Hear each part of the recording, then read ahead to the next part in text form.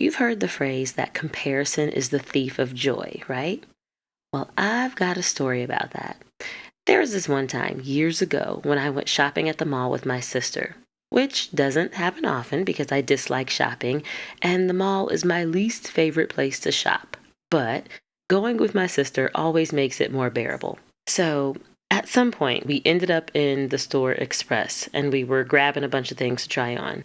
One of us spotted a really cute pair of leggings and we both loved them. So we each grabbed a pair and we headed to the dressing rooms to try everything on. So my sister is talking to me from the dressing room a few doors down, and when she puts on the leggings, she just immediately is all the way hype. She's making all this noise. She's oohing and she's on about how cute they are and how good she looks in them. And I hear her come out of her dressing room and she goes down to the big like three-way mirror at the end of the hall to admire the view. And she's making so much noise because she's so excited. And meanwhile, I'm still in my dressing room trying other things on. So finally, she tells me to go ahead and put the leggings on and come out so she can see. And so I do. I put on the leggings and I walk out of my dressing room and I look at her and her face falls. She looks me up and down and then she looks at herself and she starts pouting. Now, the thing is, I'm a bit curvier than my sister is. And when she looked at me, she fell into the comparison trap. Even though she loved what she looked like in the leggings when she was only looking at herself, once she saw me and she compared her shape to my shape, she felt like she no longer measured up. And so she didn't end up getting the leggings. Even though I tried to tell her that she looked great, she didn't believe me. And so she kept pouting and complaining, and she finally just put the leggings back. And I bought my pair because I thought I looked great.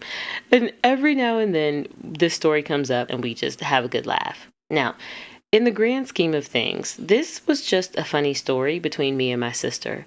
But for a lot of people, comparison is a real problem because it robs us of our self-esteem and it robs us of opportunities. And even when we succeed, comparison can make it really hard to just sit in the experience of success.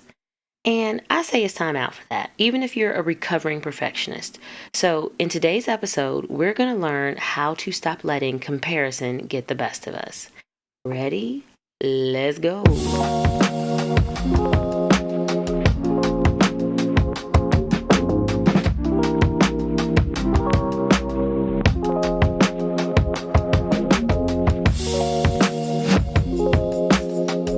Good day, good people. Welcome back to the Life Edit Project podcast. This is episode 97. I can't believe it. And as always, I'm your host and your favorite life coach, Coach Elizabeth, and I am always glad to have you here with me. Before we jump into this week's topic, I want to remind you that if there's something that you want to hear about on this show, all you got to do is ask.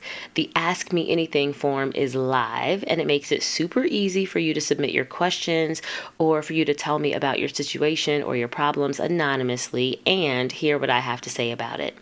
When you ask me something through this form, I'll respond right here on a future episode of the podcast, and you'll find the link to that form in the show notes, so go ahead and drop me a line. All right, so let's talk about comparison. And first, let's back up. Why am I even bothering to talk about comparison? We all know that it's a trap and we should just avoid comparing ourselves to others, right? Well, not exactly. If you're a longtime listener, then you know that as a coach, I don't really subscribe to the whole right and wrong paradigm. When it comes to mindset and thoughts and beliefs, trying to label things as either right or wrong, I find it not to be very useful because it can create a lot of resistance and keep us stuck.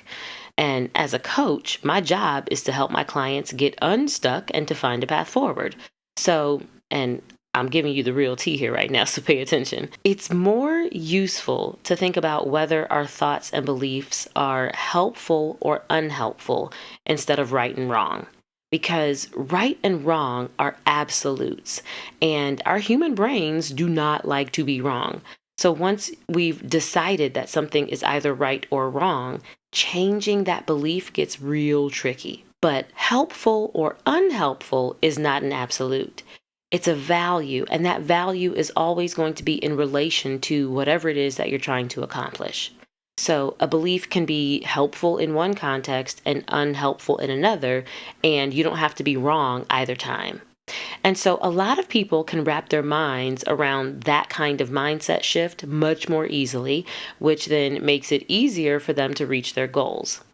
And I really didn't mean to go on this tangent about changing beliefs and right or wrong, but it's relevant because that whole philosophy is why I'm not going to sit here and tell you not to make comparisons, because comparisons aren't wrong.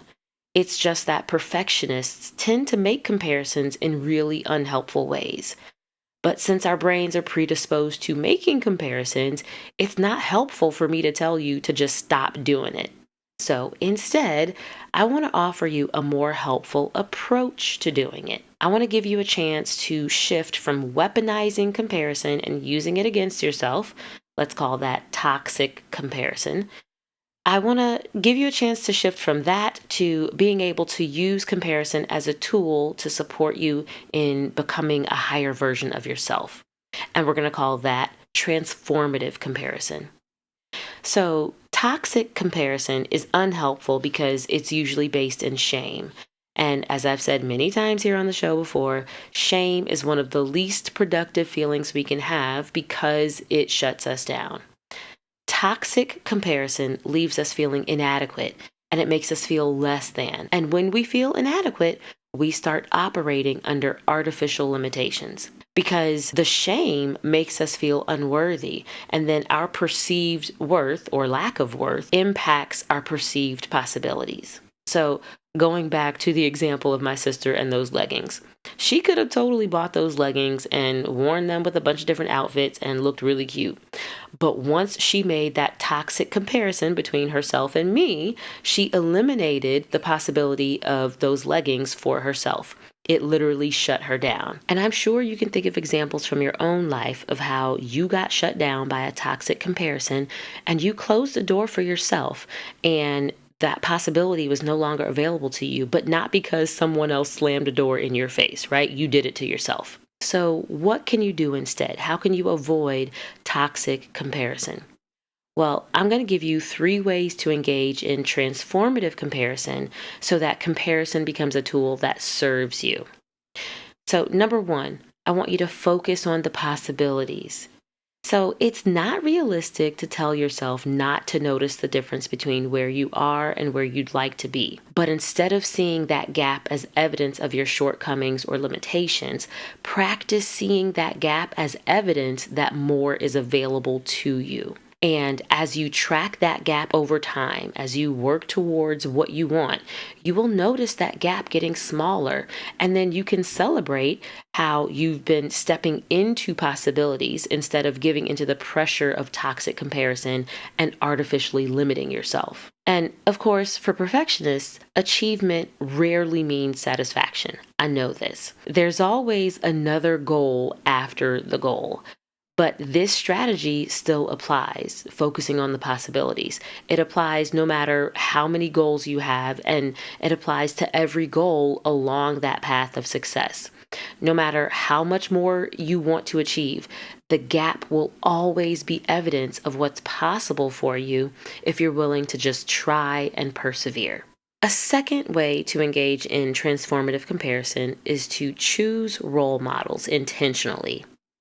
So, one of the things we tend to do in toxic comparison is to compare ourselves to other people, and we do this all haphazardly.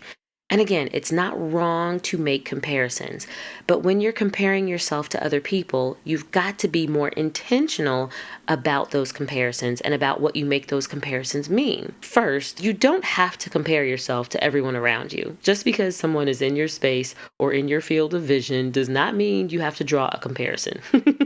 Just because someone is in the same field as you, or is the same age as you, or just because they're from the same city as you, it does not mean that you should be comparing your path to theirs. You get to be selective about who you compare yourself to.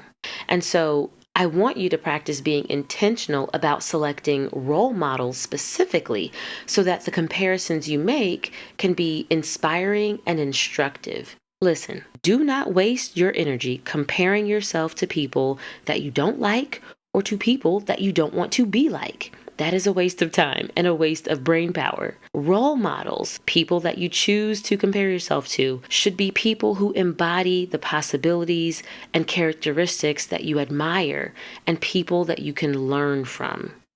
So, again, let's be selective about the comparisons we make when we're comparing ourselves to other people. The third way that we can engage in transformative comparison is to reverse engineer the steps to success. So, after you've acknowledged the possibilities and after you've intentionally selected a role model that you admire or that you desire to emulate, make the comparison actionable by defining specific steps or milestones that you can work towards. So, a while back, I'll never forget, I was coaching a client who was an aspiring entrepreneur. And she was comparing herself in this one session to another really successful entrepreneur that she considered like a mentor. And as she was making this comparison, she was just making herself feel bad. And so she asked me in this coaching session to help her feel better about the comparison. But instead of trying to make her feel better, I redirected her to making a transformative comparison instead. I helped her focus on making similar business moves as the other entrepreneur made when she was at the beginning of her entrepreneurial journey. And that comparison served her way better than the comparison she was making by just telling herself that she was not as successful as the other person. And at the end of the day, that's really the heart of the matter. The kinds of comparisons we're used to making are usually toxic because they're impractical, because they're not actionable. We focus on comparisons that we can't do anything with, and because of that, we feel inadequate and we shut down. But when we harness comparison as a tool, it can be used to point us in the direction of the success we desire, and it makes it easier for us to move in that direction. So, if you're ready to stop weaponizing comparison against yourself, I'm going to encourage you to book a call with me to sign up for one-on-one coaching, and let's take this work deeper. Use the link that's in the show notes to book a call with me to get started, because all it takes is a conversation to get the ball rolling. All right, folks, that's all I have for you for this week. I will be back in your ears next week with another juicy episode. In the meantime, watch out for those toxic comparison traps and just wear the leggings if you think you look cute. All right, peace.